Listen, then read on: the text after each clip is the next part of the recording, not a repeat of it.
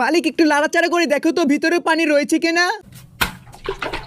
ওই না মালিক, আমি তো তোমাকে ভিতরে পানি রয়েছে কিনা সেটা দেখতে বলেছি। আরে মালিক, তুমি আমার জামাটা এইভাবে খুলে দিচ্ছ কেন? তুমি কিন্তু কাজটা একদমই ঠিক করছো না। এ মালিক, এটা কেমন ব্যবহার বলো তো? এভাবে টুকাটুকি করলে তো আমার গার্লফ্রেন্ডে পানি বের হয়ে যাবে। আরে আরে মালিক, কিছু করছো না? আমার তো খুব লজ্জা লাগছে। ক্যামেরার সামনে আবার আমাকে নিয়ে আসলে কেন? এ মালিক, বেশি পানি দিও না কিন্তু। আমি কিন্তু দেশি চাউল না, আমি কিন্তু বিদেশি চাউল, যাকে ইংরেজিতে বলে রাইস। আচ্ছা বন্ধুরা, আমাকে তো মনে হয় সবাই চিনো, কিন্তু আমার নামটা কি বলো তো? আমি জানি সবাই বলতে পারবে না।